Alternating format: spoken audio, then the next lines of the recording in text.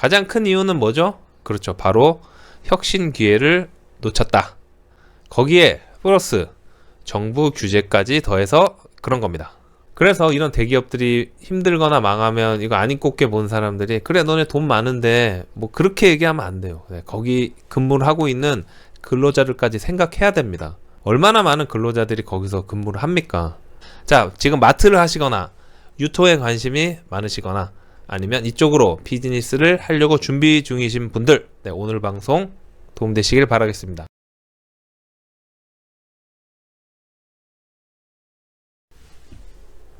짠! 여러분 안녕하세요. 사업하는 형입니다. 네, 오늘 2020년 3월 18일 수요일 아침 7시 반입니다.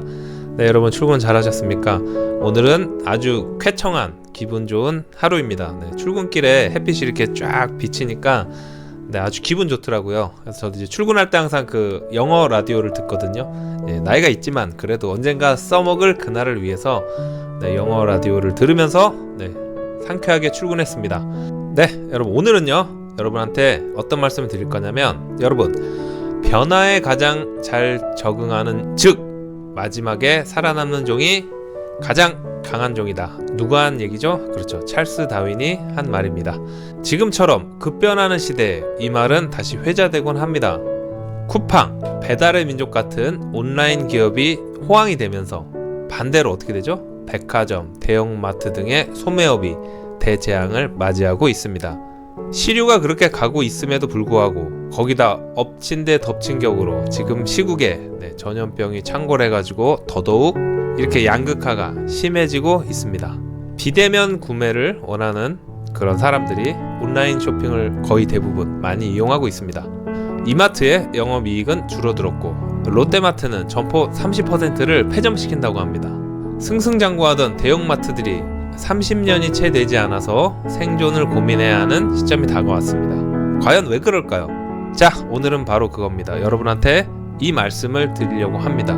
대형마트가 이렇게 흥했는데 그 대기업들의 대형마트가 갑자기 몰락하게 된 이유, 네, 거기에 대해서 말씀드리려고 합니다. 자, 지금 마트를 하시거나 유통에 관심이 많으시거나 아니면 이쪽으로 비즈니스를 하려고 준비 중이신 분들, 네, 오늘 방송 도움되시길 바라겠습니다. 보시기 전에 구독과 좋아요, 알람 설정 부탁드리겠습니다. 네, 여러분 잘나가던 대기업의 대형 공룡, 그렇죠, 대형마트들이 몰락해가는 이유, 첫 번째, 혁신의 부재. 2010년 중반, 네, 그때까지 우리나라 대형마트는요 승승장구를 했습니다. 월마트, 까르푸 등의 세계 글로벌 유통 채널을 다 철수시켰죠. 이렇게 공격적으로 점포를 늘리고 돈을 쓸어 담았습니다. 이런 대형마트가 이젠 적자에 허덕이고 폐점을 준비하고 있습니다. 가장 큰 이유는 뭐죠? 그렇죠, 바로 혁신 기회를 놓쳤다. 거기에 플러스 정부 규제까지 더해서 그런 겁니다. 쿠팡 등의 스타트업이 영역을 야금야금 뺏어갈 때 안이하게 본 것이죠. 너네 같은 작은 기업이 우리 같은 대기업을 어떻게 하겠느냐, 이런 생각이 있었던 거예요. 옛날에 이제 스티브 잡스가 This is iPhone, 네, 하면서 아이폰을 시장에 처음 내놨었죠. 그때 세계 1위 노키아는 어떻게 했어요? 이를 무시했고 스마트폰 개발을 하지 않았어요. 그런데 삼성은 어떻게 했죠? 위기의식을 느끼고 바로 갤럭시를 출시합니다. 지금은 어떻습니까? 그 선택에 의해서 노키아는 망했고 삼성은 핸드폰으로 먹고 산다 해도 과언이 아닐 정도로 스마트폰이 삼성의 효자 상품이 되었습니다. 이렇듯 소비자들의 쇼핑 형태가 바뀌었는데도 유통 공룡들의 대응이 늦어서 이런 결과가 나온 겁니다. 하지만 대형마트들도 억울한 부분이 있습니다. 정부의 규제로 인해서 강제 휴업을 해야 했고 신규 출점을 제한당했으며 소상공인들을 공격하는 적이다, 이런 취급을 당했죠. 저도 이제 생각나는 게, 처음에 이제 대형마트가 생겼을 때 24시간 365일 영업을 했었거든요.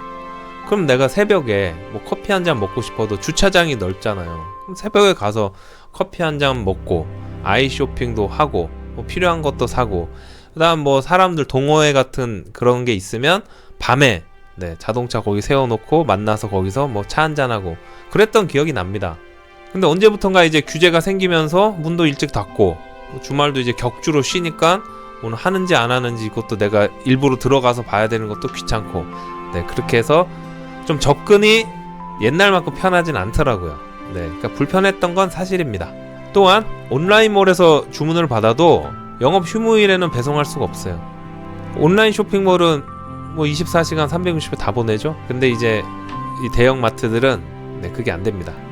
그리고 포장도 요즘에 이제 규제하고 있죠. 테이프 이거 못 쓰게 해가지고, 네, 그래서 이제 장바구니 들고 가거든요.